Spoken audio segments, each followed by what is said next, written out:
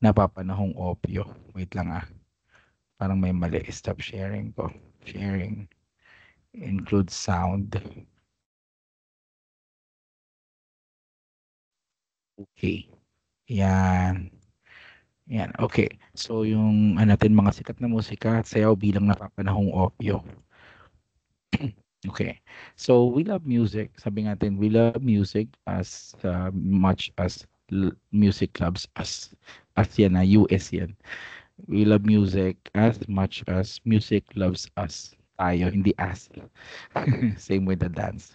So, ang mga Pilipino is said to be people who loves singing, dancing, 'di ba? Parang nakaukit na sa ano natin sa ating lahi yung pagiging mahilig natin sa musika. Iko-close ko yung camera ko kasi medyo mahiyain ako eh.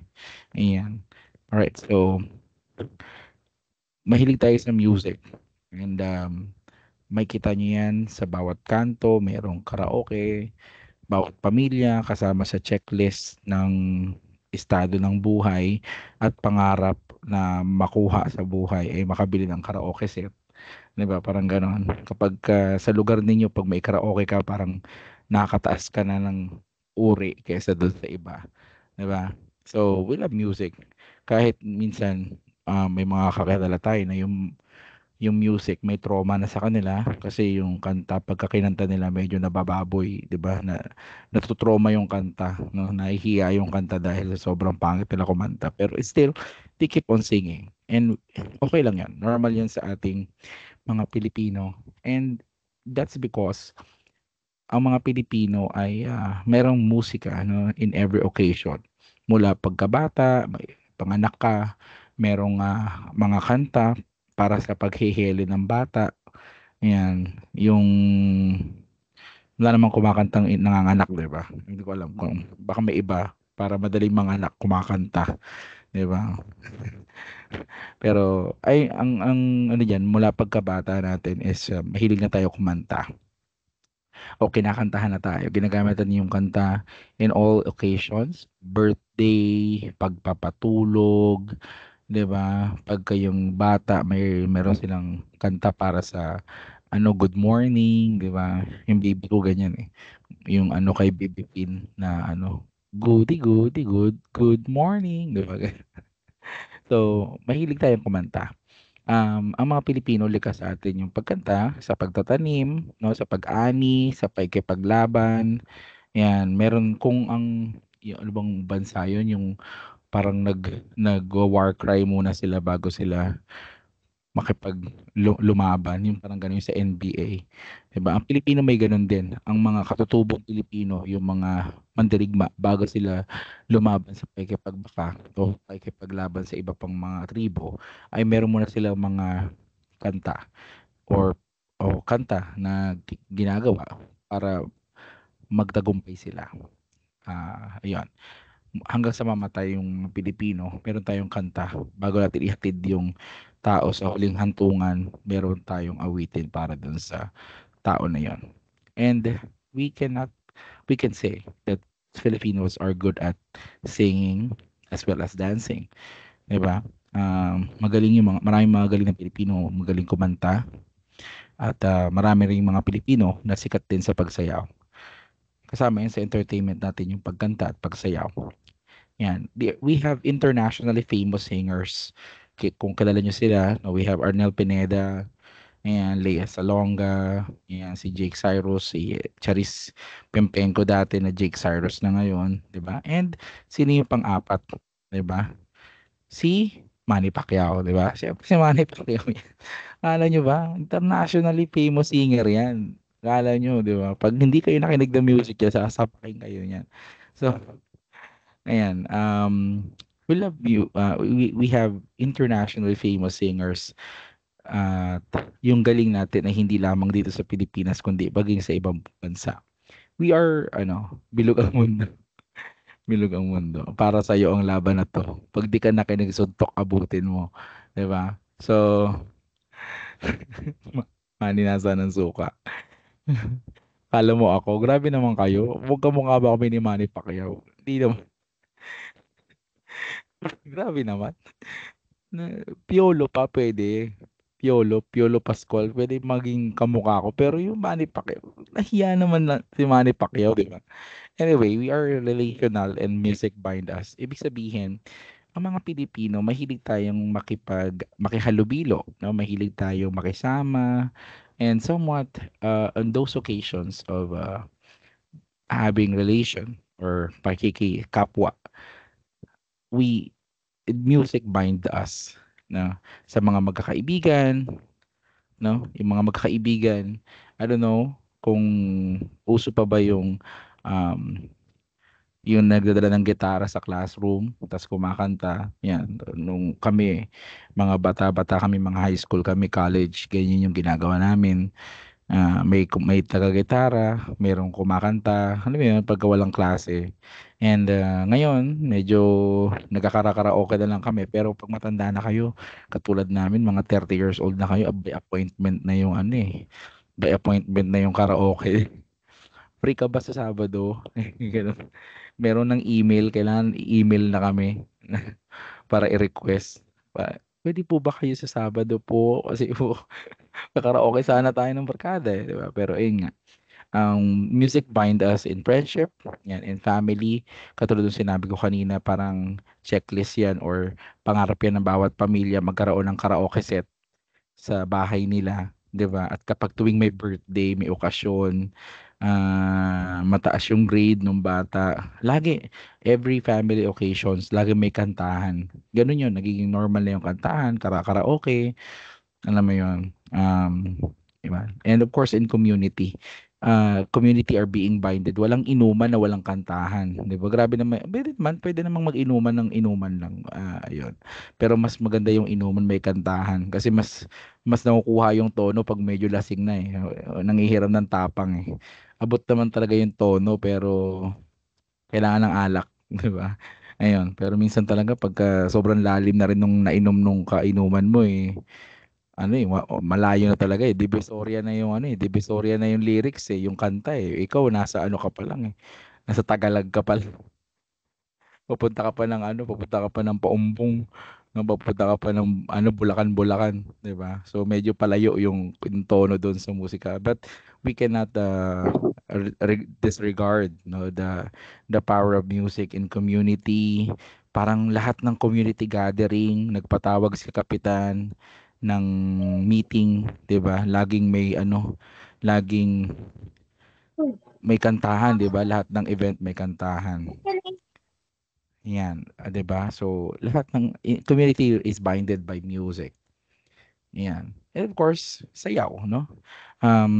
Bawat piyesta may sayawan, 'di ba? May dance competition, singing contest, dance contest, 'di ba? So, yan, hindi na maaalis sa komunidad ng Pilipino yung musika at sayaw.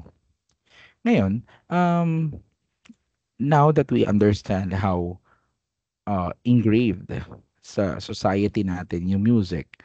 And dito papasok yung sinasabi ni Karl Marx, that the opium of the people, music and dance is becoming an opium of the people. Pag sinabing opium of the people, originally used by Karl Marx in reference, no? In reference to religion, can also be applied to mass entertainment, including popular music and dance.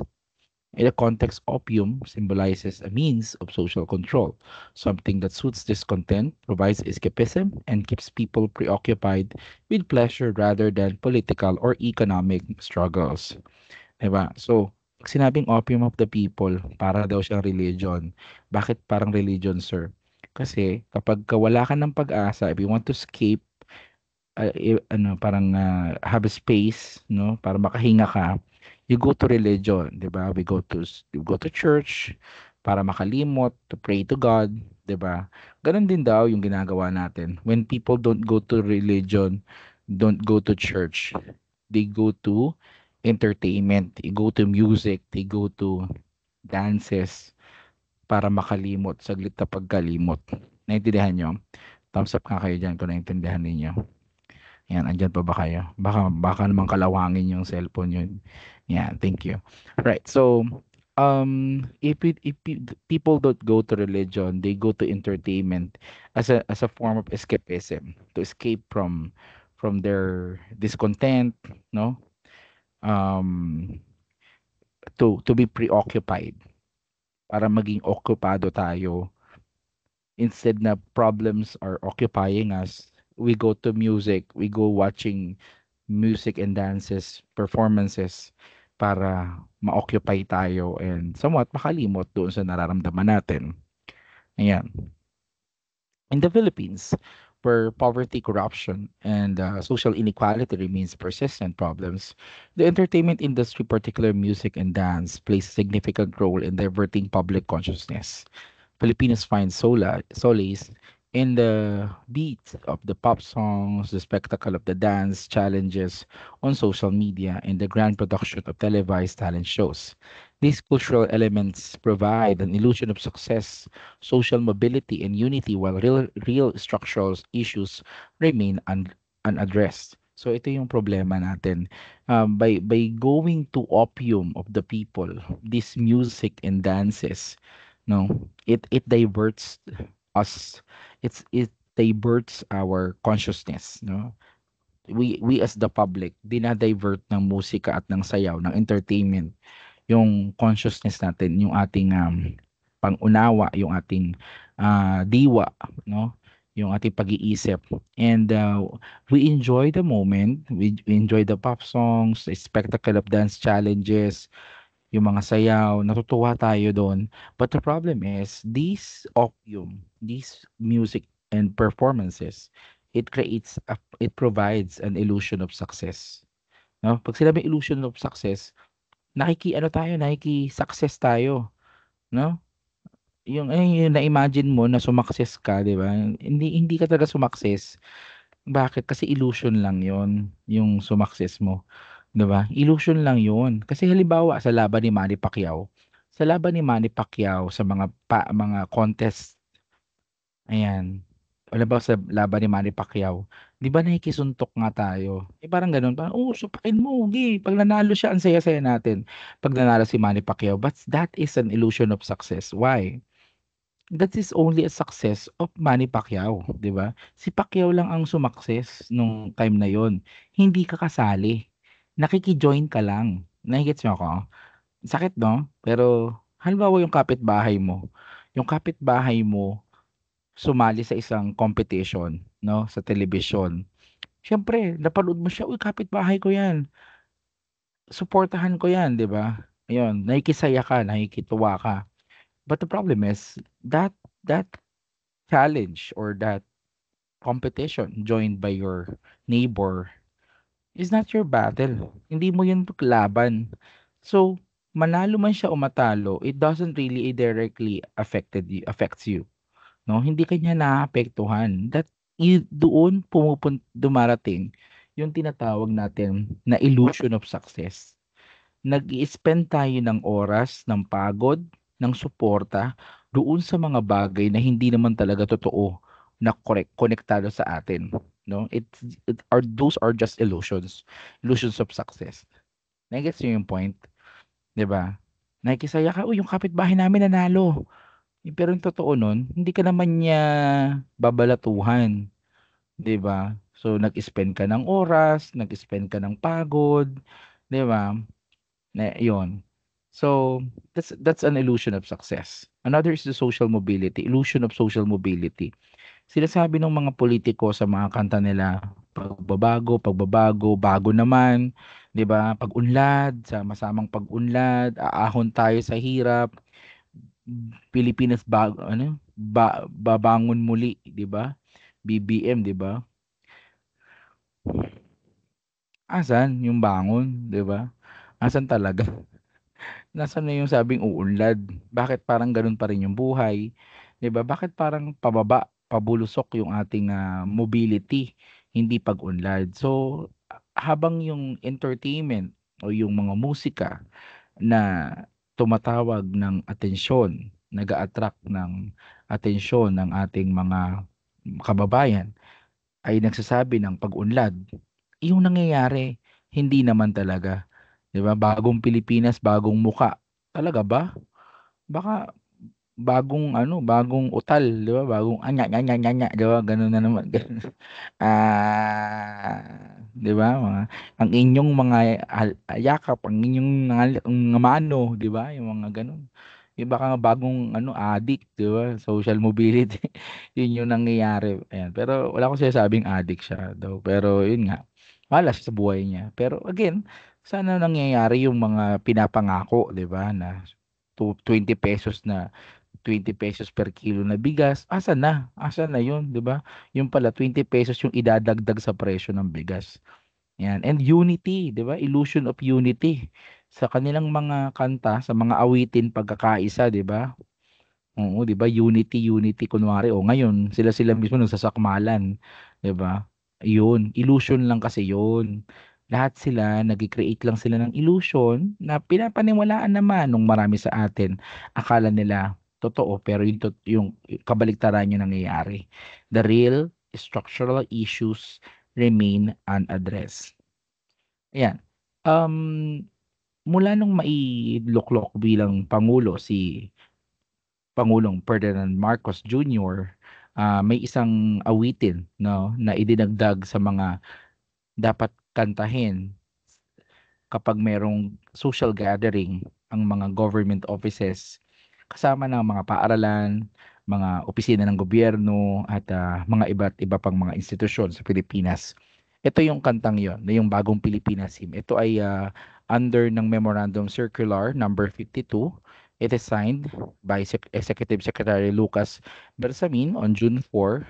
Yan, 2022 ata ito or 2023, no, kung kailan naluklok yung taon na naluklok si Ferdinand Marcos Jr.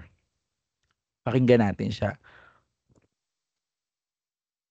Uulan Yan na! oh, Jollibee. Uulan na ng kotse sa Ay, hindi free pala. time! The more Ayun, followers, mas sugal. marami. Ayan. Ayan. Sana marinig nyo. No? Bagong Pilipinas Hymn. Panahon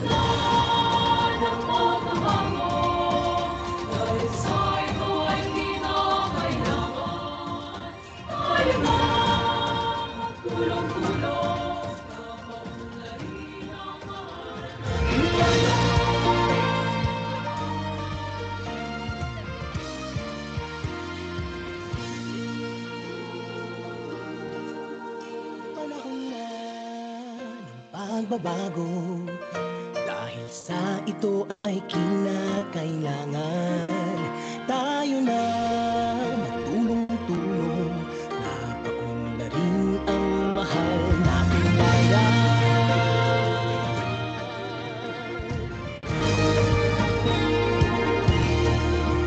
Panahon na magbabago. Kahit ayos ang mga dapat ayusin, dapat lang maging tungkulin ng bawat mamamayan dito sa atin.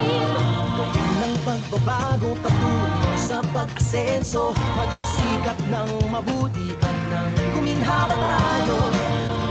Malaki natin sa mundo at ipamalas ang bagong Pilipino at bagong Pilipinas.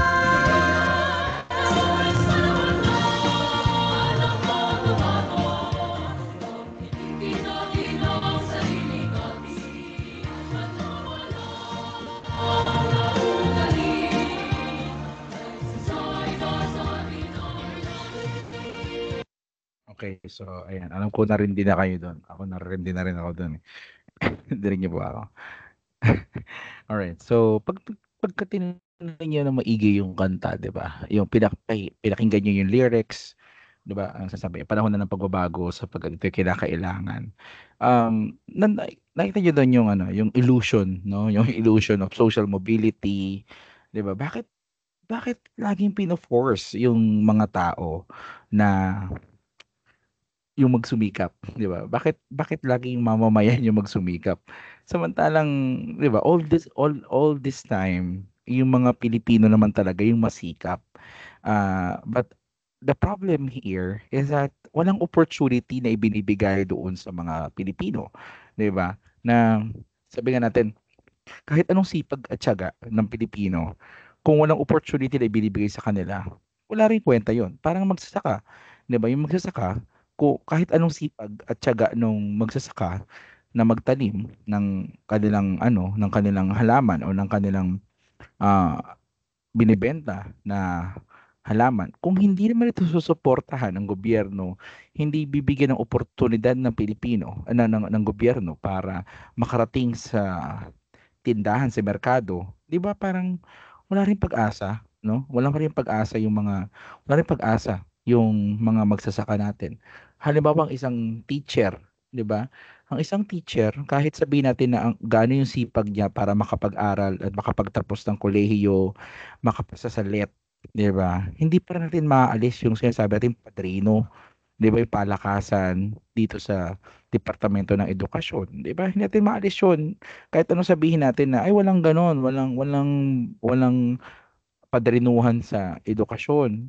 Pero meron kasi talaga, may palakasan nangyayari, may bakiran, 'di ba? May bakir-bakir, 'di ba? So, ay gets ko 'yun, kahit anong sipag ng mamamayang Pilipino, kahit anong pagbabago ng Pilipino, kung ang may problema ay yung nasa taas ng mga mamamayan, wala ring pagbabago. Yung nasa laylayan ay mananatiling nasa laylayan kasi hindi sila binibigyan ng pagkakataon na umangat doon sa kanilang kalagayan, 'di ba?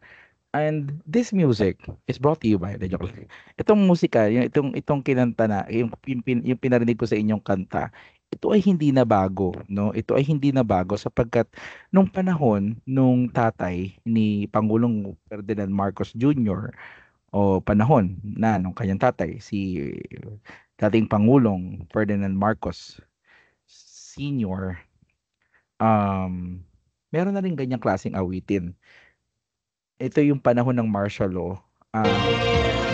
Yung kanta naman ay Bagong Lipunan. No, pakinggan natin ng kaunti. Pag inunawa nyo ng maigi yung Bagong Lipunan at yung Bagong Pilipinas Scheme, halos magkapareho lang yung kanilang meaning, no? Nagkaiba lang ng tugtukan, nagkaiba lang ng panahon. Ayan, sabi nga, catering a different audiences, but still same message, different audiences. Okay? Makinig tayo.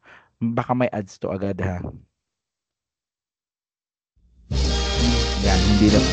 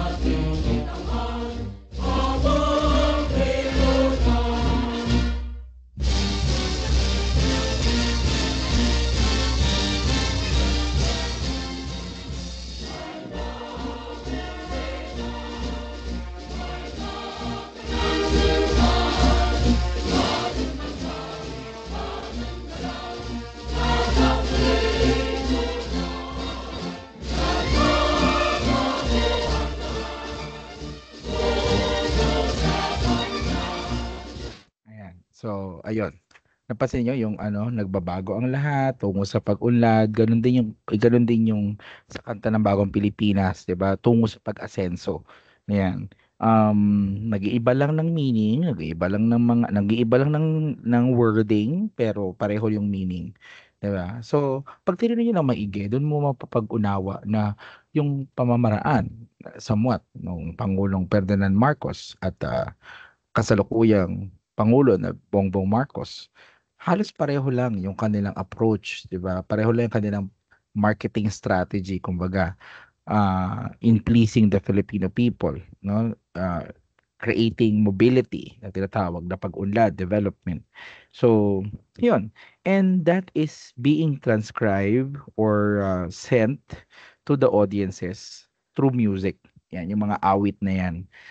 Ginagamit yung musika para pambudol, para ba ano, para ba makapagpaniwala sa mga Pilipino. But again, well, sana nga nararamdaman natin yung pagbabago kung meron talaga or pag-asenso. no? Okay pa ba kayo diyan? Thumbs up nga kayo.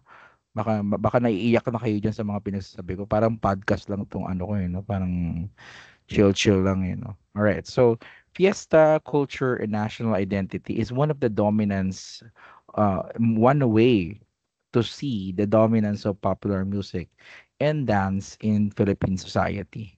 Sa lipunan natin, alam natin na popular yung musika, dominante or laging ginagamit yung music and dance sa Philippine society. And we can see that those through fiesta culture and national identity. So, music and dance are deeply ingrained in the Filipino way of life, largely influenced by centuries of Spanish colonization and indigenous traditions. The festive nature of Philippine culture is evident in events such as town fiestas, where music and dance performances are central. While these events reinforce national pride and identity, they also serve as a mechanism to maintain the status quo, celebratory distractions that momentarily obscure economic hardship. So, yung point dito ni sino ba, si Karl Marx, no? Na sinasabi ni Karl Marx na yung sorry, tama, si Karl Marx. Sinasabi ni Karl Marx na yung fiesta and national may ano konsepto no Marxist na concept. Hindi naman talaga ito technically. Pero again, sinasabi lang natin dito na yung piyesta kasi a national identity, ginagamit yan panglibang sa atin, no? Pinanlilibang sa atin. Um, Ginagamit yan, no? To serve as a mechanism to maintain the status quo para hindi magkaroon ng pagbabago, para mapanatili yung status quo, yung nangyayari, 'di ba? Halimbawa, yung nasa gobyerno, yung mga politiko na nasa kapangyarihan, to maintain their power, to maintain their possession, they they do festivals. Yan. It is a celebratory destruction that momentarily obscure economic hardship. Yan. Panoorin natin ito saglit. Itong sinulog kasi maganda naman itong example ng sinulog. Sinulog is a festival of Santo Niño sa Cebu, 'di ba? This is said to be the grandest festival in the Philippines.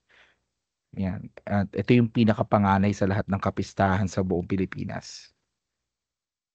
Jollibee Chicken Yung Fillet! Jollibee Chicken Fillet. Meaty! So saucy! 69 lang! Yun, no? Yan.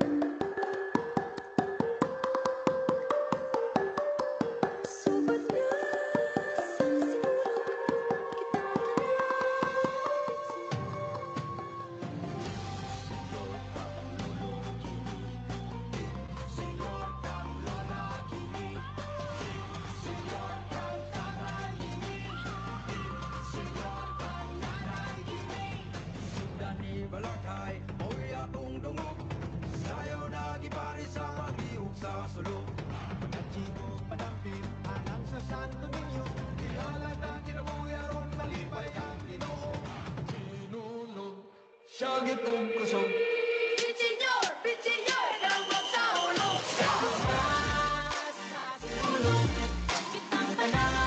Okay, so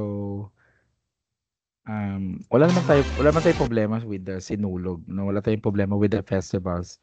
Ang problem natin is that these festivals are being used, no, to sabi nga to distract the Filipino people, no, it distracts the people, no, uh, obscure economic hardship due to several psychological, social, and cultural reasons. So, ang gusto lang niya, libangin tayo. Dami nating problema. So, festival, darating yung festival, saglit na kasayahan, then after the festival, kamusta tayo, di ba? Ayun, may problema pa rin tayo. Still have those problems, social issues, na economic hardship. Andun tayo. Okay? Um, on different manner, ito yung sinasabi na festivals in the Philippines and globally often serve as celebratory distractions that momentarily obscure economic hardship due to several psychological, social, and cultural reasons. Number one is the temporary escape from economic struggle. 'di ba? Para siyang kapag piyesta, we temporarily escape from economic struggle. And actually, living f- from from Bulacan, ako galing kasi ako ng Bulacan. Um, Sanay kami sa kapistahan, no? Kapag piyesta, nangungutang pa para lang may maipanghanda, 'di ba? Kasi nga syempre mayroong social pressure na tinatawag eh.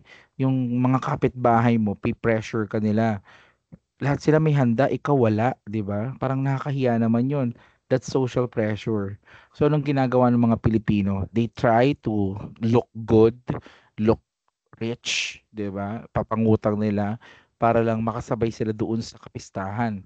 Yan kasi dati kailangan bukas yung pintuan mo pag may pumasok at makikain, dapat papakain mo sila. Ganun yung nangyayari. So yung kahit na mahirap ka na dahil pa meron pang pressure yung society mo, ay no choice ka kundi magpakain. Ayun. So may utang ka na nga, dami ka na ng problema, mangungutang ka pa para lang may maipanghanda ka, 'di ba? So, nagiging siyang problema.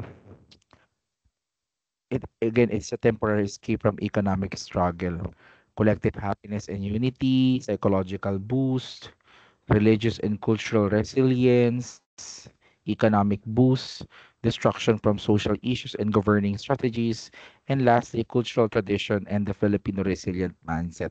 Alam nyo, kapistahan, yung pinaka nagturo sa atin ng resiliency, no? Yung pagiging kaya natin yan, anumang hirap ng buhay.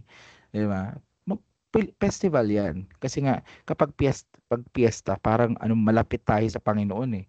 Ganun yun yung tinuturo ng kapistahan. Isipin mo yung puon, 'di ba? Papasok doon sa bahay ninyo. Ipapasok doon sa lugar ninyo. Huwag ka magiging mas malapit sa iyo yung Panginoon. So, ang concept, it creates resilience na kaya yan, may Diyos naman. 'Di ba? Bahala na si Batman, 'di ba? May ganun tayo. Those are resiliency na itinuro ng kapistahan. Okay naman 'yun. Wala namang problema tayo doon. Ang may problema doon in the long run, this resilient mindset or resiliency mindset, yan na yung ifinifeed sa atin ng gobyerno instead of providing what we really need. 'Di ba? For example, kapag merong bagyo, no? Kapag merong bagyo at nasalanta yung lugar natin, ano sasabihin ng gobyerno? Resilient ang Pilipino. Makakaahon din yung mga yan, 'di ba? Instead of providing, 'di ba? Kaya nga nag-aano ng state of calamity eh para may mabuksan yung mabuksan yung pondo na nakalaan kapag may emergency at itutulong yun sa mga tao. Kaso, hindi yun ibibigay lahat. Hindi ibibigay yun na nararapat na tulong doon sa mga tao at instead sasabihin na ay resilient naman ang mga Pilipino. Negets nyo? Negets nyo yung point? Yung point ko, ako na yung nagsasalita, no? Thumbs up nga kayo, na-gets nyo? Walang masama sa pagiging resilient. Ang masama kapag itong resiliency card na yung ginagamit sa atin instead of providing us what is due to us, what we really deserve. 'Di ba? Yun yung point. So, in festivals, festivals create a cycle of festival-driven destruction. Ang isang gobyerno will create this cycle of festival-driven destruction. When people struggle with economic hardship, a festival arrives, offering joy and excitement, di ba? Mahirap ka na, wala ka ng pera, ayan, darating yung piyesta, di ba? Anong gagawin mo? Mangungutang ka para meron kayong handa sa piyesta kasi nga nakakahiya naman sa mga kapitbahay. 'Di ba? O kaya masaya, 'di ba? Akala nyo ba yung mga yung mga Flores de Mayo, yung mga sa gala na yan, yan ba pinoprovide ba ng gobyerno yan? Yung mga costume ba niyan? Pinoprovide ba ng gobyerno yan? Hindi. Tao mismo gumagastos diyan, 'di ba? So, itong joy and excitement na ito are not really driven by or sabihin natin na provided by the government para tayong ginigisa sa sarili nating mantika. Ganun yung nangyayari. Ayan. Then people, because of the joy and excitement that the festival offers, people will spend. Totoo yun. People spends to enjoy the event. 'Di ba kapag may piyesta, anong kasunod yan? May perya, sagala, beauty contest, 'di ba? Mga dance competition, basketball, liga, 'di ba? May liga kayo, yung jersey ninyo kung saan-saan nyo ipanglilimos, 'di ba? Panghihingi, 'di ba? People will spend to enjoy the event. O yun, imbes wala kang utang, magkakautang ka kasi wala para ma-enjoy mo yung event eh, 'di ba? Akala nyo ba yung competition, yung mga um, beauty pageant na yan, sugal yan. Merong kanya-kanyang gumagastos diyan. Tapos yung grand prize, yun yung panalo, 'di ba? Halimbawa ako, mayroon akong kamag-anak, anak o kaya kamag-anak na maganda, pwedeng ilaban, may laban. Ang gagawin ko, pupondohan ko siya, 'di ba? Pupondohan ko siya ng pera para maipaayos yung sarili niya, pambili ng costume niya, 'di ba? Panglaban niya doon sa beauty pageant na 'yon. At pag nanalo yung kakilala ko na 'yon, yung ininvestan ko na 'yon, ay may porsyento dapat ako, 'di ba? Ganun yung nangyayari diyan. So, sa madaling salita, kapag may kapistahan, walang choice yung community but to spend money. Ito, sa issue naman ng perya. Alam nyo, ang perya, ano yun eh, parang casino. Ang casino, the house always wins, 'di ba? Ang casino, laging nananalo 'yan. So sa madaling salita, yung community na 'yon, pag pinasukan yun ng perya, yung mga tao doon magpiperya, susugal, 'di ba? Wala na nga silang pera, pag alis nung perya doon sa kanila, lalo silang baon sa utang, baon sa problema. Bakit? Kasi itong perya hindi yan aalis ng hindi panalo. Yun yung katotohanan, no? So, temporal happiness overshadows real economic issues. Yung mahirap, darating yung piyesta, lalong maghihirap. After the festival, after ng piyesta, financial struggles resume. Mas malaking problema pa ngayon yung kinakaharap ng mga tao. Ayan.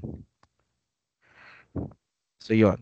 Ito naman, itong video naman ng ito nakasunod ay hindi nakaugnay doon sa festivals. Ito ay tungkol sa um, pop music, no? Entertainment na ginagamit kadalasan ay ine-enjoy natin. Yung walang iiyak ka. Walang iiyak. Hindi mabibitin? Yan, hindi Hindi, mabibigil. hindi ko kulangin. Ay, Sa extra rice, sarap ulam, at Jack Roberto pa rin.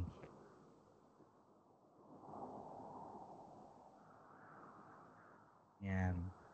La, sarap, sarap. Ay, joke lang.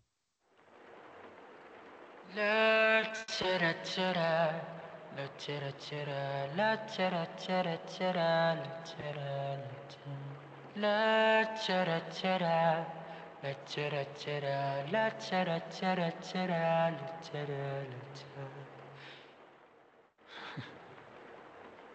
Mama, kamusta na di na? Tayo laging nagkikita, miss na kita sobra. Lagi na lang kami ang nauuna. Di ba pwedeng ikaw muna, akin ang pangamba?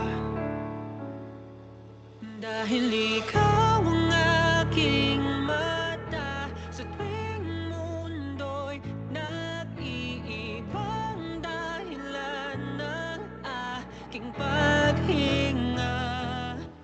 Kaya huwag mag-alala, ipikit ang iyong mata, tana, pahinga muna, ako nang bahala. Labis pa sa labis ang iyong nagawa, mama, pahinga muna, ako na. La tara tara, la tara tara, la tara tara tara, la tara. Yan. So, yun yung kanta ng SB19 na Mapa. Ayan. So, itong mga music na ito, no, somewhat are very relatable sa Pilipino. Kaya, alam mo yun, this music tells the stories of Filipino tells the stories of life of Filipino. Sir, kaboses mo. We, tigilan mo ako. Ano ba yan? Nakaka-distract naman itong mga chat na to. Paliwanag eh. Ayan. Asan na pa ako? So, ang point is, this music tells the stories of Filipino. That's why people loves this music, di ba?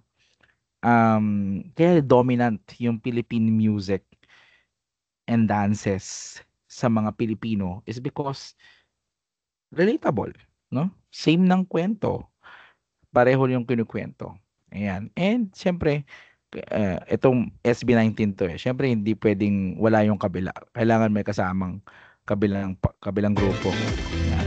Shopee 44 ay Lazada pala. Lazada 44 up to 70% off. Jollibee Yan, Chicken Jollibee Filet! Chicken Filet. So pretty! So saucy! 69 Ay. lang! Diyos ko. Yan.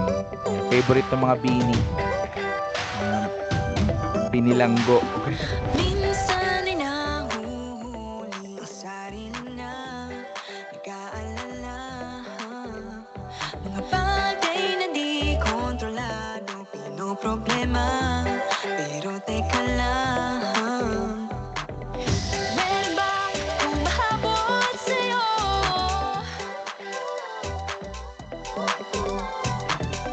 Di naman dapat matulin ang pagtakbo.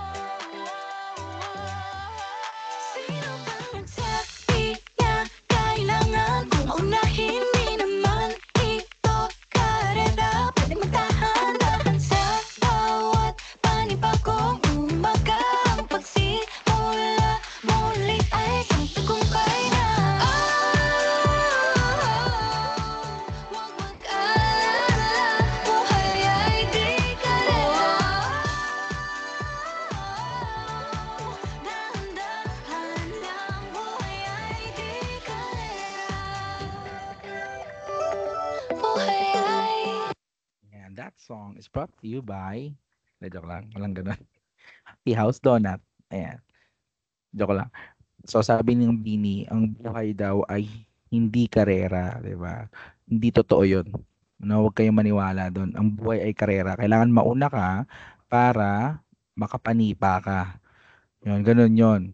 No, kailangan kayo yung nauuna. Kapag nasa taas ka na, protektahan mo na yung position mo. So, ang gagawin mo, maninira ka ng tao.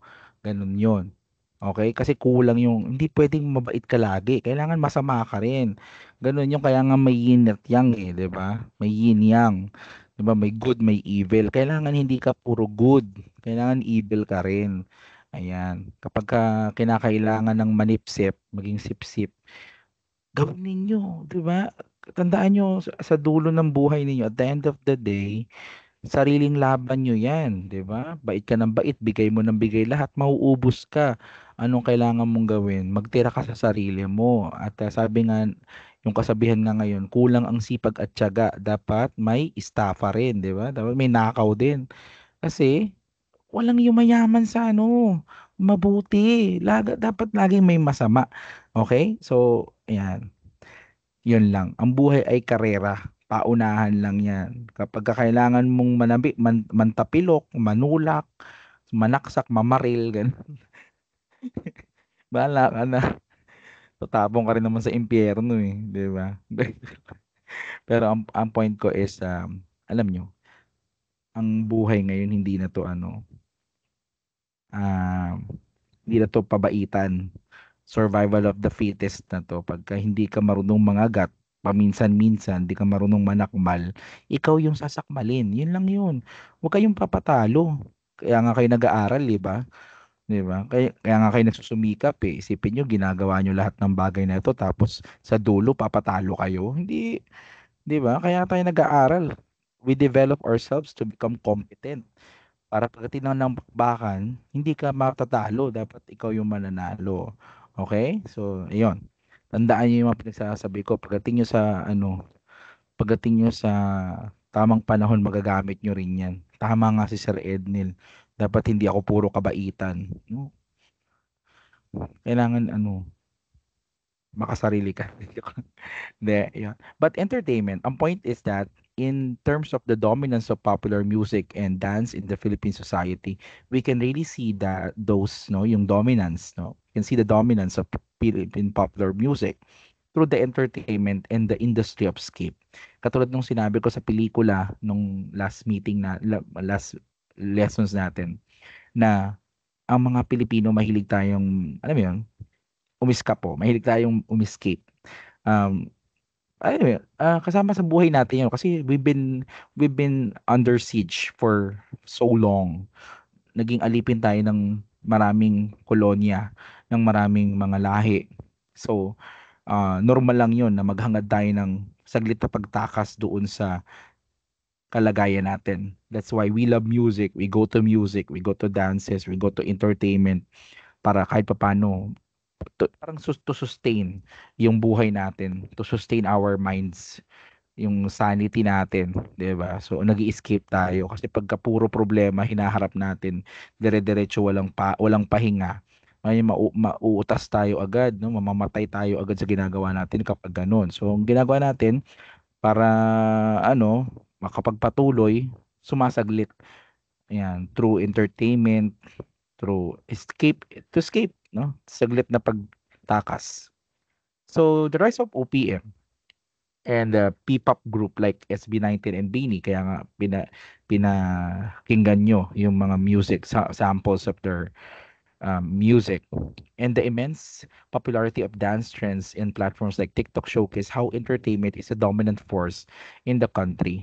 For many, engaging in music and dance is not just pastime but a means of coping with economic hardship and political instability. For some, no, ginagamit yung music and dance, no, for coping the economic hardship para makaalis doon sa economic hardship. 'Di ba may mga lumalaban sa competition para manalo, and then 'di ba sa singing competition, dance competition, 'yun yung kanilang trabaho, 'di ba? Ganun 'yun. Parang Miss Regine Velasquez, nung nagsimula sila napakahirap nila, but because of her talent sa pagkanta, 'di ba? So, umunlad yung kanilang buhay, no? They cope from economic hardship. 'Di ba yung meron tayo yung ano ba yun, yung TikTok AI ba yun? Yung kumakahol, yung 'di ba yung TikToker na tahol ng tahol. Aw aw aw ganun lang ganun. Aw aw aw aw 'di ba? Yung ganun. Thank you for the ice cream yummy, 'di ba? Yung mga ganun, 'di ba? Di nyo ba naisipan yun, 'di ba? Ako nga pagka delay yung sahod namin dito sa PLB, medyo napapag-isip-isip ko lang, parang gusto ko na rin maggupit ng face mask eh. So, hindi pa naman umabot sa ganun. Eh, medyo pagupit na, hawak ko na yung gunting, ganun. Pero, ang point is, meron palang ganun pamamaraan, 'di ba? Pwede palang yumaman sa gano'n, 'di ba? Kilala niyo ba si Sir Alcala? Si Sir Alcala niyo, alam niyo ba, gusto niyang mag-OnlyFans. Gusto na mag-ano, Pilipino. Hindi ka kilala niyan. Hindi, joke lang. Sinisiraan. Sir Erden niyo, alam niyo, hindi, joke lang. Sir Erden. Sir Erden yung inatake. Si Sir Erden, ako, nag-OnlyFans yan.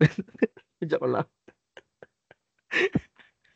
Joke lang, sumbong niyo ako kay Sir Erden. Sabi niyo, Sir Erden ha, sabi ni Sir Erden na nag-OnlyFans ka raw. Kumakanta siya doon, oo, kumakanta siya doon ng ano, naka-boxer short lang. Ano, joke lang. Sige. Sige. Maya pa naman ako. Alright, so, joke lang ha, walang sumbungan ha. Ayan, wala si Oni. Sino si Oni? Si Mami Oni?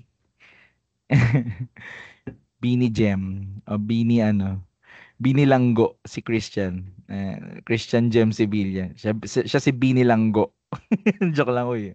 Biro lang, joke lang yun. Tawag namin doon sa kakilala namin na kulong. Bini Langgo. Saka Binilibid. Anyway, so, uy, biro lang. Christian, hindi ikaw yun. Binibiro lang kita. Um, Asan na tayo? Television shows such as ASAP and its Showtime exemplify how entertainment programs use performances to maintain mass appeal while offering little to no critic of societal problems. Diba? Pag tinignan nyo ng maigi, all this entertainment are very, like I said, ng mga nauna pa nating mga meetings, diba? They are very shallow, diba? Very walang laman, 'di ba? Walang lalim, walang sense, walang substance. For entertainment lang, 'di ba? Parang yung kanta ng Tubero, 'di ba? Yung Guard, 'di ba? Yung Tubero, yung Guard. Na, hindi ako lang. Alam niyo ba 'yun? Search niyo 'yun, Tubero, Tubero Band. Favorite 'yun eh. Favorite. Anyway, but music have been very effective that almost all business are using music to somewhat retain, no, the brand to the mind of their audiences, to their clients, to their customers, 'di ba? Like this SM, no? Di ko alam kung nakapunta na kayo ng SM, pero I wish nakapunta kayo ng SM. And habang nakikinig kayo nito, magsi-CR muna ako, no? So pakinggan muna natin yung different version ng SM. Yan.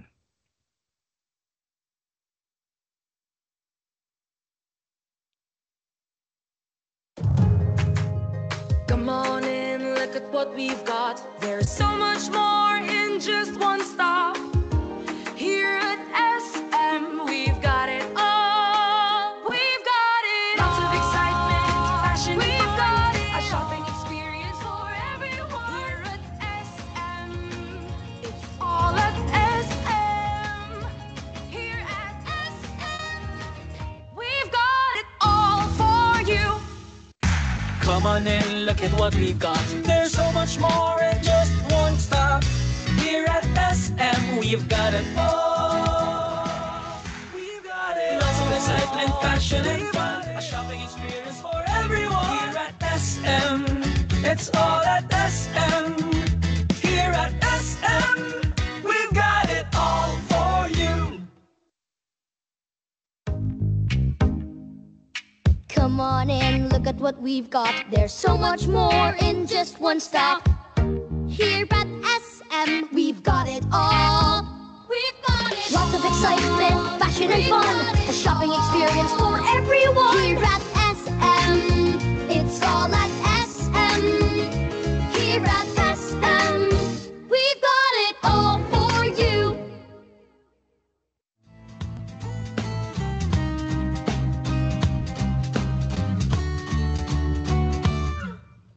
Come on in, look at what we've got. There's so much more in just one stop. Here at SM, we've got it all. We've got it. Lots of excitement, fashion and fun. A shopping experience for everyone. Here at SM, it's all at SM. Here at SM, we've got it all for you. Apo. Come on in, look at what we've got. There's so much more, there's such a lot. Here at SM, we've got it all. We've got it all. Lots of excitement, bargains and fun. Got it. Shopping convenience for everyone. At SM, it's all at SM. Here at SM, we've got it all for you.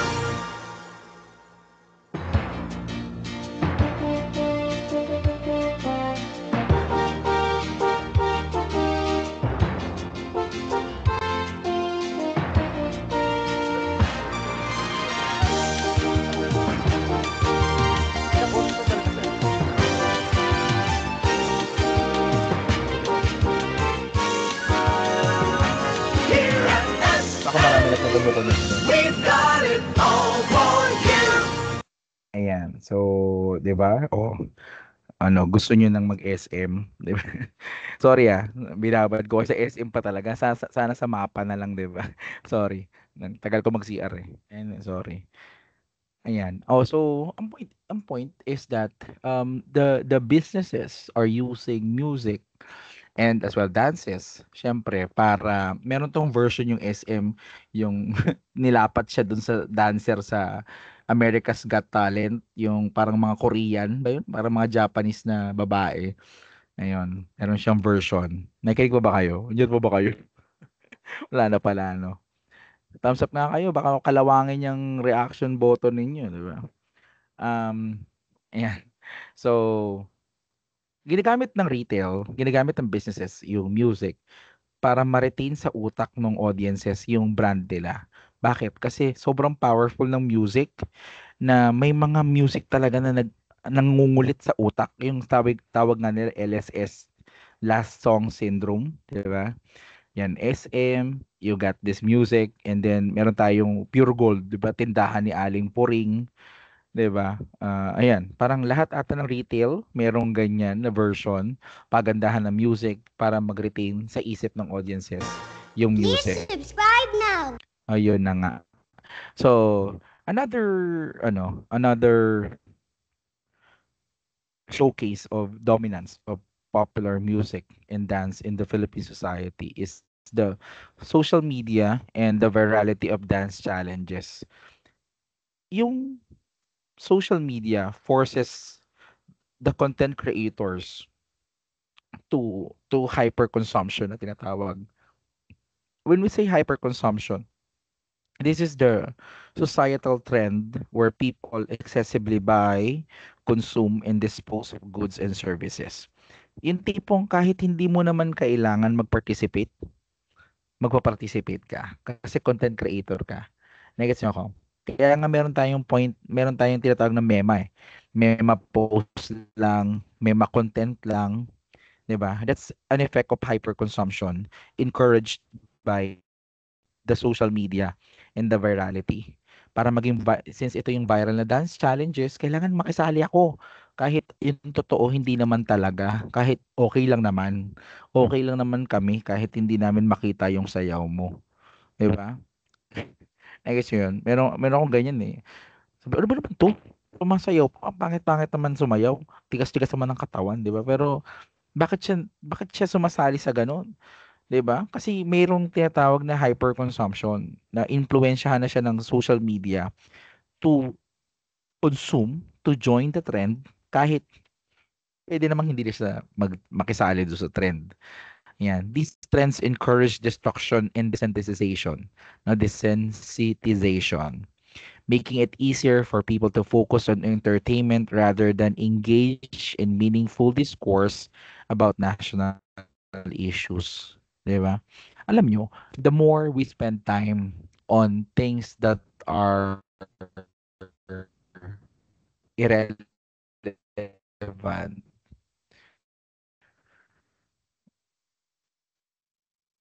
nawawalan tayo ng oras. Time dun sa mga bagay na walang kakwenta-kwenta.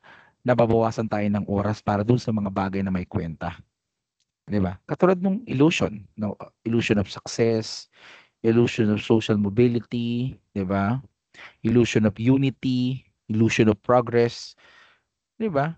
Kaka-ML mo, kaka-nood mo ng TikTok, yung assignment mo hindi mo nagagawa, yung mga project mo hindi mo natatapos, yung mga dapat na ginagawa mo hindi mo magawa kasi you're busy on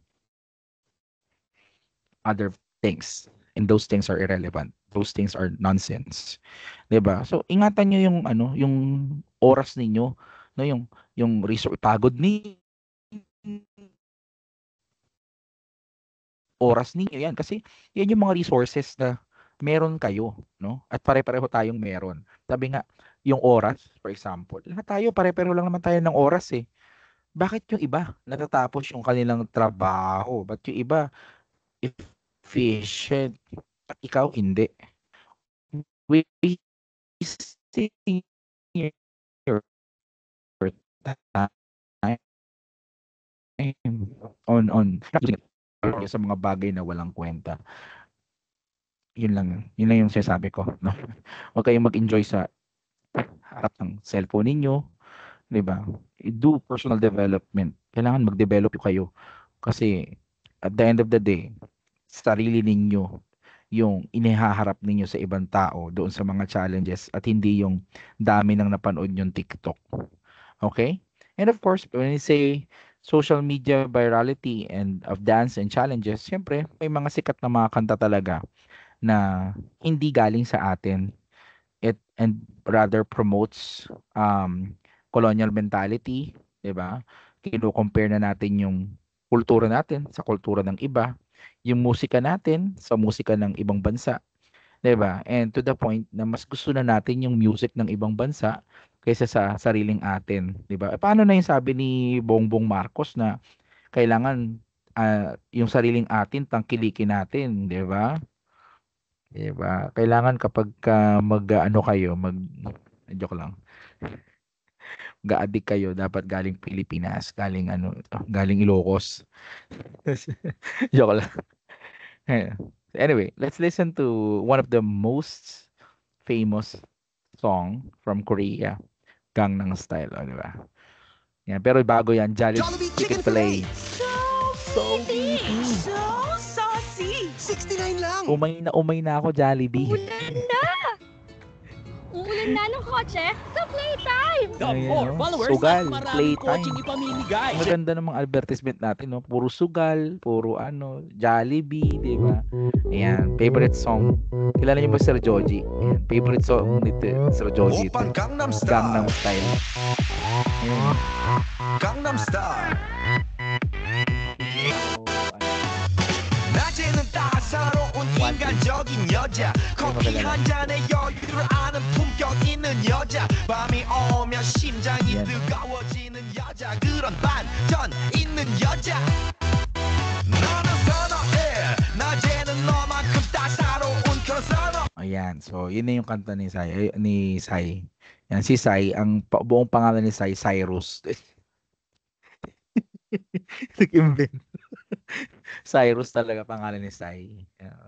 Si Sai ay isang psychology major. Nag-invento. Sabi ko sa inyo, pag confident yung sinasabi yung mga bagay na bumukhang totoo. 커피식 Anyway, syempre, favorite ninyo ito. Ayan, Dynamite. Ito yung pagkain na mayroong sile at mayroong karne. Kanta to ng Behind the Scene. Cause BTS. ain't it that's tonight so watch me bring the fire set the night light Ayan, yung BTS, ano. shoes Bata, on get up in the takbo, morning cup support of ka. milk let's rock and roll kink out kick the drum rolling on like a rolling stone Joke lang. sing Okay, ano song when I'm dito, walking mga home fan jump ng up to the BTS. top of the brown Alam ding nyo. dong call me on my phone nice tea and I Sige na, get my chorus ping na. pong this is dead heavy can't hit the bass boom I'm ready life is sweet as honey yeah this beat treat like money this go all alone I'm into that I'm good to go I'm diamond you know I glow up hey so let's go cause I'm in the stars tonight so watch me bring the fire set the night Ayan, kung kanina kaboses ko, kung sa SB19 kaboses ko kamo yung SB19, ayan, kamukha ko naman yung taga BTS, yan. Behind the scene hindi yung ano, hindi yung Japanese, Diyos ko. Yan, mukha ko batang ano, yung ano, TBS, takbo batang supot. Hindi pa siya BTS. TBS pala, ibang ano, ibang fraternity pala yung yan, joke lang. Anyway, syempre, mga fan kayo ng BTS, so I have to include that. Ayan. Ang the reason why I showed you these two music because of the fourth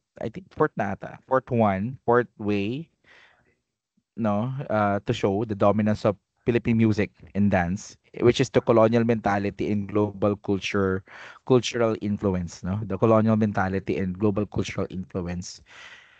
And pagdating nyo, the Filipino music and dance scene is heavily influenced by foreign styles.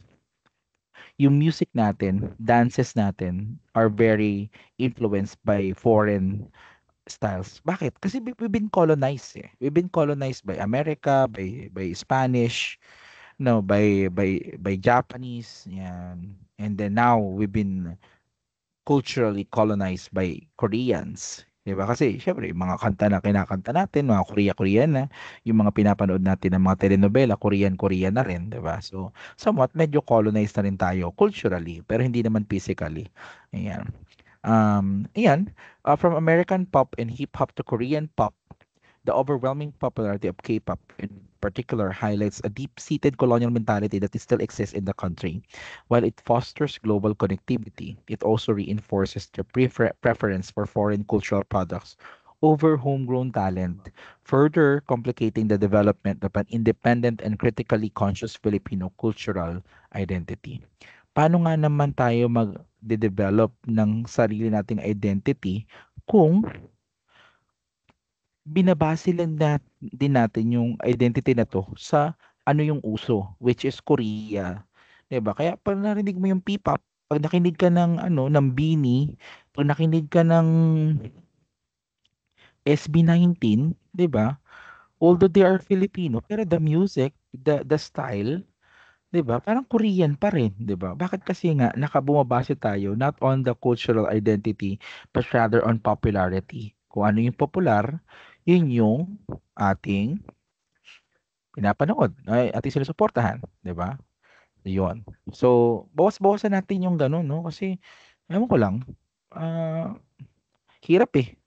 Hirap maging enough, 'di ba? Ang hirap maging enough kapagka yung mga kapwa mo ay colonial mentality.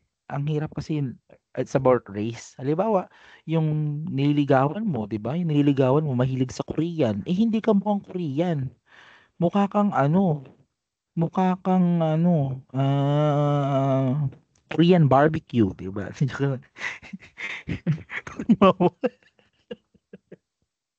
Sorry. Hindi Korean o Kurimaw. Si Raul. 'Di ba? Hindi ka mukhang Korean, mukha kang Kurimaw. Magkaiba na 'yon. 'Di ba? Talo, awit, walang bawi man, 'di ba? So, ang hirap maging enough kapag yung nililigawan mo may gusto Korean. Eh, ano 'yun? Paano mo gagawin 'yun na mukha kang Korean? Eh, yung style pa lang nila dito sa init ng Pilipinas, getata aabutin mo, 'di ba? Asim mo nun, 'di ba? Suot-suot ka ng mga jacket-jacket ng Korean. Tapos paghubad mo nung jacket mo, 'di ba? Kilikili mo nung ano, ang tawag dito, pwede nang lagyan ng mineral bottle, 'di ba? Kasi sobrang grabe pawis mo, 'di ba? So ang hirap.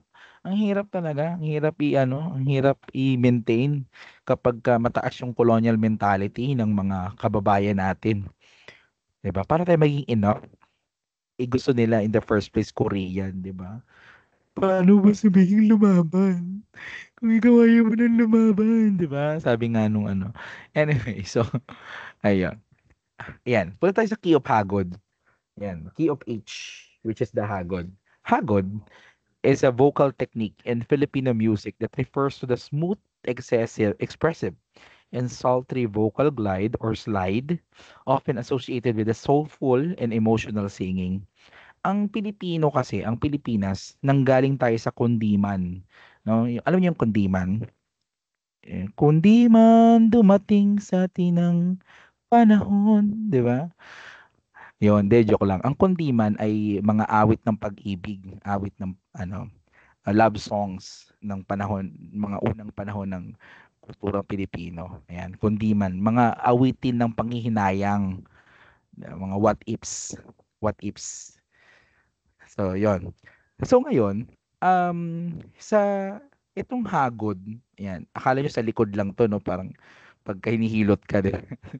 Hindi, yung hagod sa Philippine music is that ito yung ano, yung, ah, sa Filipino music, no isolated notes. Ibig sabihin, kung ang Amerika, 'pag kumanta sila, kaya nilang lumundag ng notes, 'di ba? Parang do, re, mi, fa, do, re, mi, fa, sol, la, ti, do, 'di ba? Meron kang gano'n. Sila, pwede silang lumundag from do, fa, 'di ba? Parang gano'n. Meron sila, ano, I will always love you. 'Di ba? Meron silang, may lundag sila bago sila kukulot. Ang Filipino music, hindi tayo gano'n. Nag-i-slide tayo from note to note to note hanggang sa makarating tayo dun sa scale na yon. Halimbawa, from do, re, mi, fa, sol, la, ti, do. So kung ikaw kakanta ng fa, dadaan ka muna ng from do, dadaan ka ng re, mi, at fa. Do, re, mi, fa. May ganon. May ha, nung nakita kita sa tapuan ni Bathala. 'Di ba? Mayroon kang may hinga. 'Di ba? That's the hagod. 'Yun yung sabihin nating medyo unique sa music ng Pilipinas.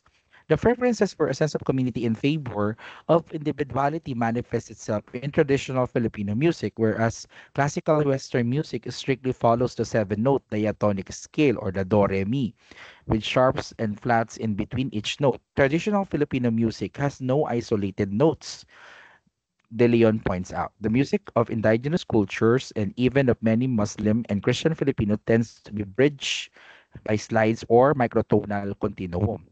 Kaya nga sinasabi ng mga eksperto sa musikang Pilipino na dapat yung music daw na Lupang Hinirang, yung ating pambansang awitin, ay hindi daw dapat talaga nakabase sa American tone na parang military, 'di ba? Yung bayang magiliw, perlas ng silanganan. Kasi parang bam bam bam bam.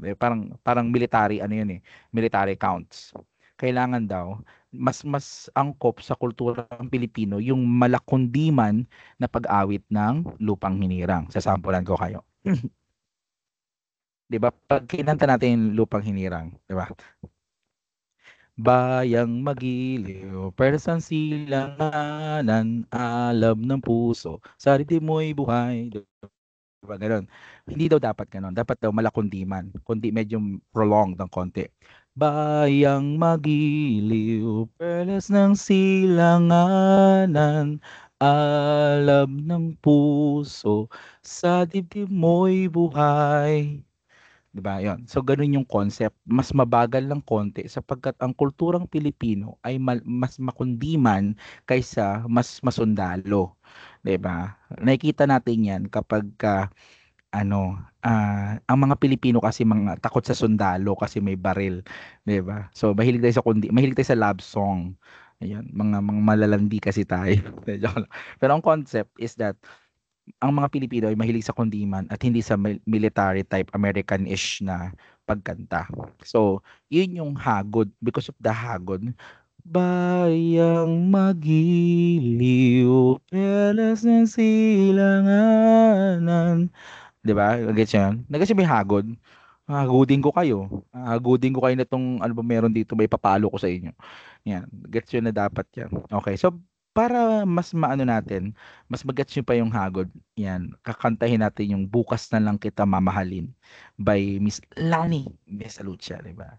Yan, pakinggan niyo yung chorus ng Bukas na Lang Kita Mamahalin. Yun yung hagod, di ba? Pero bago yan, Chicken Fillet. So meaty, so Nauuwi na ako, Six pampito lang. ng advertisemento. Yan, sabayan natin, magkaraoke tayo. Hindi, joke lang. Walang karaoke to. Music na. Bata pa to sila ni Miss Lucia nung kinanta niya to. Yung Bukas na Lang Kita Mamahalin. Hindi na umabot tong bukas na to kasi kinabukasan, bukas ulit. hirap palang Yan. umibig sa di tamang panahon. Yan yung hagod, di ba? Kung bakit ngayon ko lang natagpuan ang isang katulad mo. Sana noong Diba? Nagigets yun yung hinga, yung gano'n. Diba? Kasi ba si Moira ganyan pag kumanta? Puro hangin. Si Moira pagkatapos kumanta yung mag-perform na yung Moira, nauutot na yan. na Dami ang ng hangin. puso ay malaya Yan. magmahal. Hindi pa yan chorus, ha? Bukas Ay, chorus na pala. na Yan. kita mamahalin. Sabay sa paglaya ng ating mga puso. Bukas na lang kita mamahalin. Yan, no, 'di ba? Nagets niyo na yung hagod, no, ni Miss Lani. Siyempre, hindi kasi ako makalani, eh, kasi maka-Regine ako, eh. Ayan, Regine na lang tayo, araw-gabi, day and night. Yan. Wish You 107.5. Itong kanta na 'to yung ano, eh, 'pag kinanta sa'kin ng misis ko, oh my God.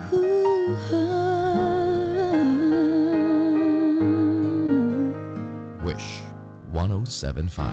Di biro ang sumulat ng awiting para sa'yo. Para akong isang siraulong hilo at lito. Sa akin pang mina ng piano, tiklado'y pilit nilaro. Baka sakaling merong tono, bigla na lang umusbong. Tungkol saan naman kayang awiting para sa'yo? Di biro ang gawing sukat ang titik sa tono. Sampu man aking diksyonaryo kung ang tugma'y tiwasto.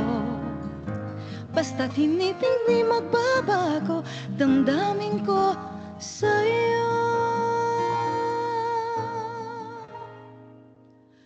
Araw-gabi nasa isip ka, napapanaginip ka.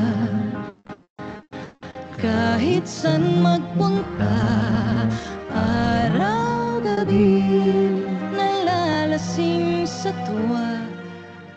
Kapag kapiling ka, araw-gabi tayong dalawa. Diba, narinig niyo na. Yan, diba? So, sobrang ano. Pero kasi yung hagod, pag di nyo na-gets yan, papaluin ko kayo. Anyway, so, that's the hagod, no? Yun yung unique sa Philippine music, yung hagod, yan, yung gawin natin na hindi tayo lumulundag from one note to another, na yung one note sa mas mataas na tono o nota ng tumatalon, no? Kailangan meron siyang pagkakasunod-sunod. Hindi ka pwedeng dumiretso ng fa from do. Kailangan dadaan ka ng re at mi. Ganun yung concept ng hagod sa pagkanta ng mga musika sa Pilipinas. Ayan. And now we go to the political economy of popular music and dance. May politika at may negosyo sa popular music and dance. Yeah, the entertainment industry in the Philippines is controlled by major media conglomerates such as ABS-CBN, GMA Network, and TV5, as well as record labels and digital platforms that dictate what becomes popular, no? Itong mga conglomerate na ito, sila yung nagsasabi kung ano yung popular, 'di ba? Yung kanta ni Alden Richard na God Gave Me You, 'di ba? Diyos ko naman, 'di ba? Mas magaling pa ako kumanta, eh. Kay Alden Richard nung God Gave Me You. Oh, grabe. Sample pa lang yun, hindi pa yun buo, Joke. Joke lang, joke lang. Pero ang point is may itsura lang si Alden Richard kaysa sa akin though. Pero well, kanya-kanya lang naman tingin 'yan, 'di ba? Yan. Sa akin parang hindi naman nagkakalayo yung mukha namin ni Alden. Nag-okay. May nag-okay na. Okay. May nag-okay na. Sorry.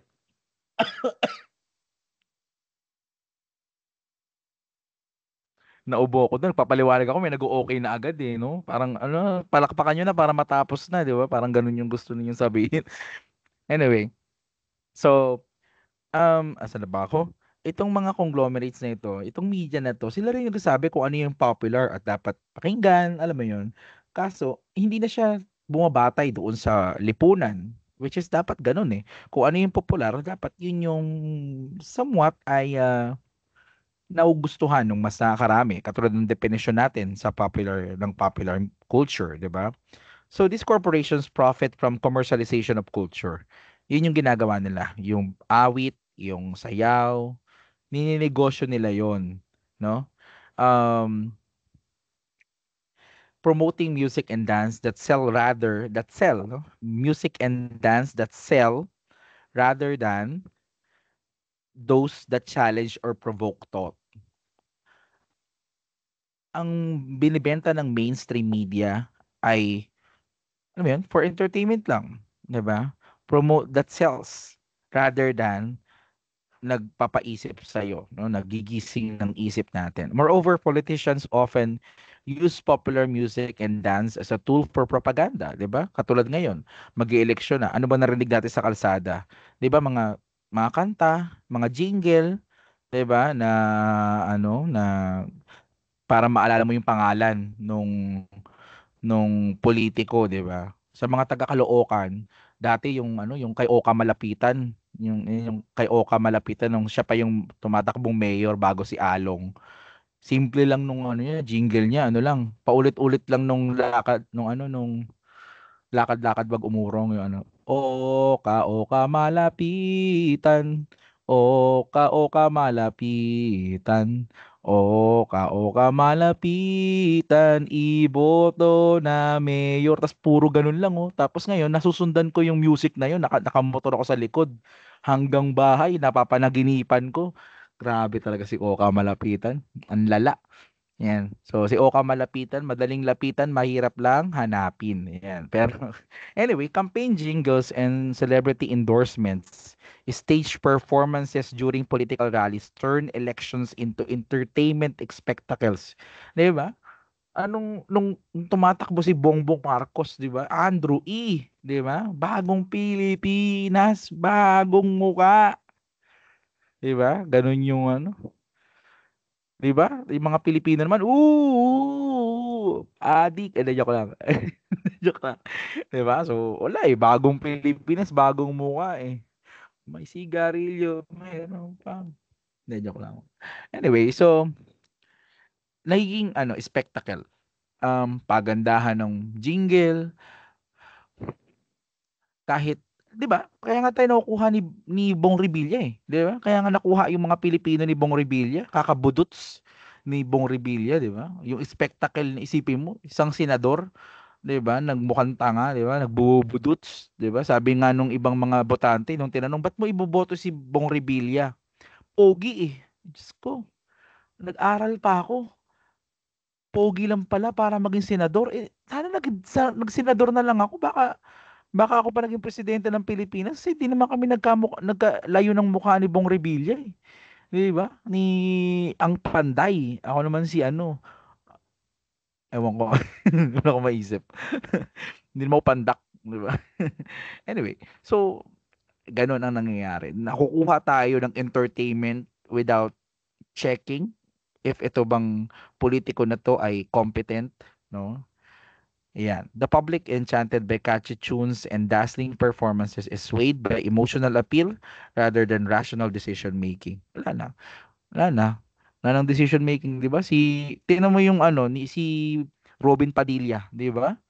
Ba't mo binoto si Robin Padilla? Kasi kinanta niya yung ano eh, yung Wonderful Tonight, 'di ba?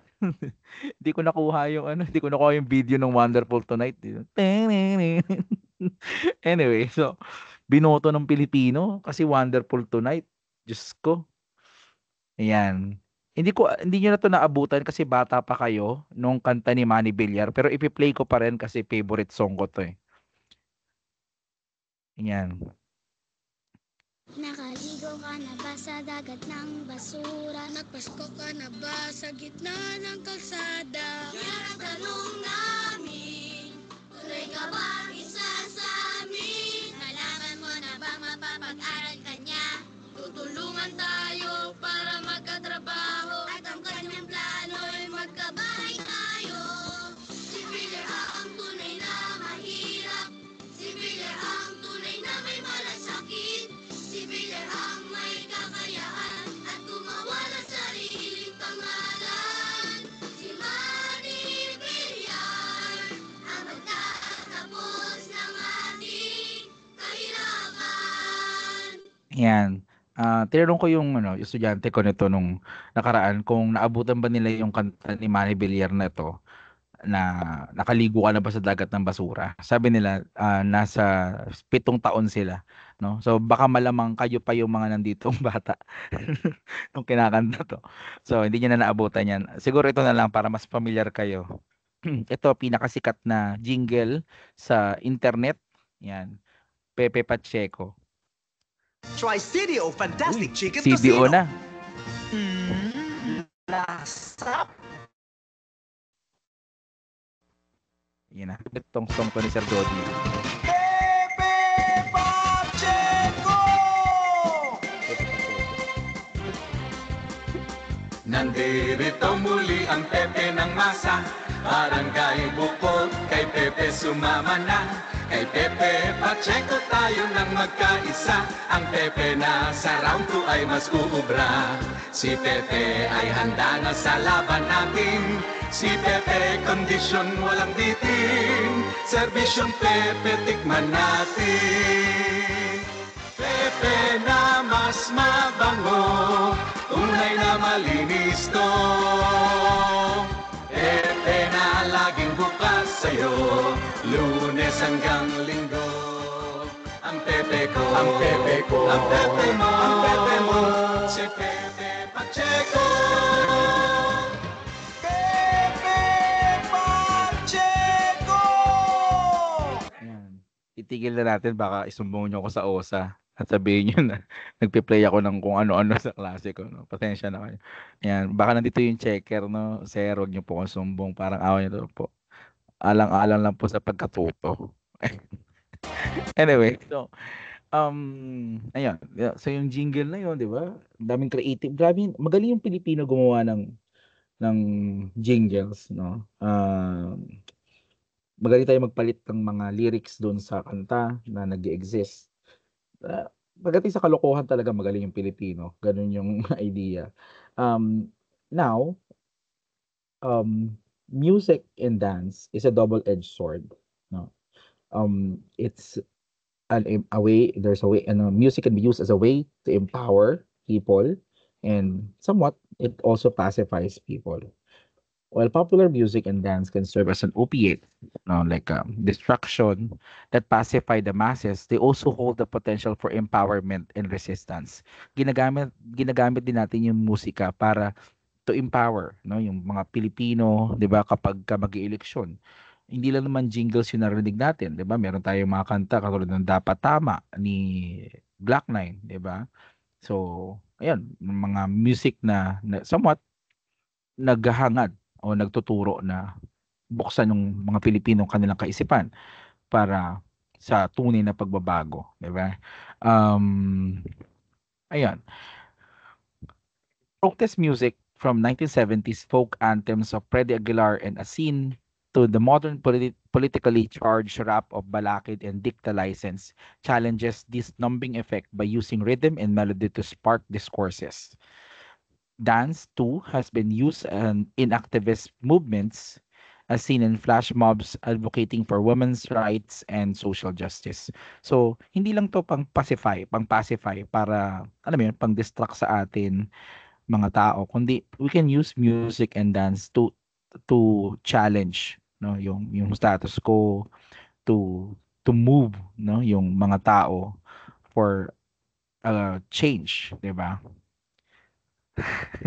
Diba? So the challenge, therefore, is to push for cultural expression that not only entertain, but also educate and awaken critical consciousness among Filipinos. The reason why we're talking dito sa klase natin, is for us to be critically conscious doon sa mga musika na pinapakinggan natin. Diba? Baka nahihilig na tayo sa Tubero Band na puro ganun lang yung mga lyrics, diba? When in fact, we can use music to some more valuable manner, 'di ba? Hindi lang siya pang-enjoy but rather pwede natin magamit yung musika para sa mas mabuti. So, meron ko ditong video na i-require ko kayo na panoorin, and ito ay bakit nga ba ang mga Pilipino ay LSS campaign jingles, para maipaliwanag kung ba't nga ba meron tayong ganung kaisipan kapag nakakapakinig tayo ng mga campaign jingles at bakit hindi ito umaalis sa ating isipan. Yan. Masyado nang mahaba yung oras, kaya kayo nang bahala manood yan. So, music and dance are engraved in roots sa ating ugat natin, no, bilang Pilipino mula sa panahon ng hindi pa tayo nasakop ng kung sino-sino ay meron na tayong musika sa lahat ng larangan, lahat ng pagkakataon, lahat ng okasyon. At hindi na 'yun maaalis sa atin. Um, Sabi nga yung music para na siyang art natin. And sabihin na natin isa siyang artillery, no? Isa siyang weapon na pwede natin magamit when we have to do something, no? Many indigenous cultures even see music as something that can never be detached from their lives. Some cultures don't even have a generic term for vocal music or even music in general. These are the Filipino who live closest to nature. These include the peoples of the Cordillera, the Mangyan, the Aita, and the Lumad of Palawan and the Mindanao Highlands. Life to them is an indivisible whole. Art, myth, ritual, work, and activities of everyday life are all integrated into one spirit and matter, God and nature. The visible and invisible worlds are not a dichotomy but interpenetrate in many ways. Of all Filipino subcultures, indigenous art is the most integrated with everyday life, multifaceted, and participative. So, yung musika, hindi na maaalis sa atin. Kahit tayo ay lumaki dito sa Kamaynilaan, no, sa isang syudad, hindi natin maiaalis yung music sa atin. And ganun din, kasama na yan sa mga weapon natin. Pwede natin magamit to influence other people, no, to use, no, to advocate changes, 'di ba? Pagbabago, development sa society natin. You can use music. Ayan. Yun yung pinaka point, that the music is indivisible from our life. Now, punta na tayo dun sa activity ninyo na ipapasa ninyo on May, no? Sa Mayo. So, kailangan ninyong gumawa ng 4 na grupo. Ayan. Ay, sorry. 4 na grupo, tama. 4 na grupo sa klase ninyo. Ayan, kayo nang bahala. President, pakitulungan ako regarding this. Kung meron na kayo nag-exist na grupo sa ibang subject, pwedeng yun na yung gamitin natin. Basta ang kailangan ko is nasa 8 hanggang 12 na miyembro kada grupo. Ayan. Kung kayo ay, alam ko konti lang kayo eh. So, 4 na grupo, basta 4 na grupo. Kayo nang bahala, dapat equal yun. Okay? So, create groups, 4 groups. Now, ang naka-assign sa inyo ay, ito, yung category ninyo ay artist from ballad and love song. Ayan. So, ang example ninyo ay sila Regine Velasquez, Ogie Alcacid, Eric Santos, Martin Rivera, Lani Misalucha, Jonah, Jed Madela, and Kyla. Yan yung inyong possible na maging artist. And then, ang gagawin ninyo is, gagawa kayo ng vodcast, no? Video na podcast. Pwede kayo mag-record ng Zoom meeting, o kaya Google Meet, o kaya ay, Teams. Ayan. O kaya, pwede rin kayong, personal. Punta kayo sa, Starbucks, dyan sa, tapos arkilahin nyo for 1 hour. Yaman kayo eh. Na joke lang. Pwede kahit saan. No, wag lang kayo sa gitna ng kalsada, baka masagasaan kayo. No, kahit saan kayo, basta mayroon kayong way na mag-discussion and then i-record niyo 'yon. 'Yun yung point. Kailangan i-record niyo yung discussion niyo. Pipili kayo ng artist, isang artist kada grupo, and then sa discussion niyo, i-discuss niyo yung kanilang cultural influence, moral influence, and emotional influence nung napili ninyong artist. 4 lang na grupo kayo. Baka naman may magkatulad pa yan ha. Hindi pwedeng may magkatulad. Hindi pwedeng pare-pareho kayo Regine Velasquez. Ha? Ang dami-daming artist dun sa category ninyo. So, ayan na nga, nagbigay na ako ng example. So, halimbawa, si Regine Velasquez, yung napili ng group 1. So, mag-record sila online o kaya face-to-face. And then, pag-usapan nila yung cultural, moral, and emotional influence ni Regine Velasquez. Naintindihan? Don't worry, may provide naman ako na guidelines and definition of done para alam ninyo kung ano yung ipapasa o paano gawin. Okay? Para hindi na kayo mahirapan. Naintindihan? Thumbs up nga kung naintindihan. Okay. Meron bang tanong bago tayo maghiwa-hiwalay?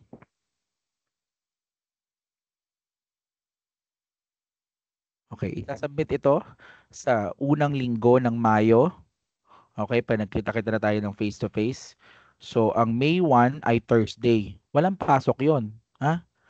Walang pasok yung May 1, ha? Baka pumasok kayo. Magsiswimming ako niyan ng May 1. Hindi pwedeng istorbohin niyo ako, ha? Yan, May 8. May 8 ninyo ipapasa yan. Okay, sa klase natin, papanoorin natin yung inyong vodcast. Vodcast na yung tawag dyan, hindi na podcast. Ang podcast kasi ay audio.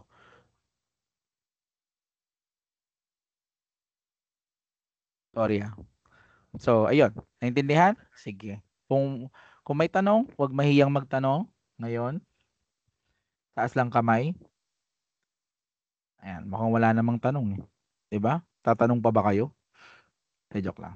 Sige. Kung wala nang tanong ngayon, ayan, di pag may naisip pa kayong tanong, saka kayo magtanong. Pero again, after ng meeting na ito, isasend ko naman yung guidelines at yung definition of done ng inyong activity. Okay? So, meron ba kayong gustong linawin doon sa lesson natin bago tayo maghiwa-hiwalay? Taas ang kamay.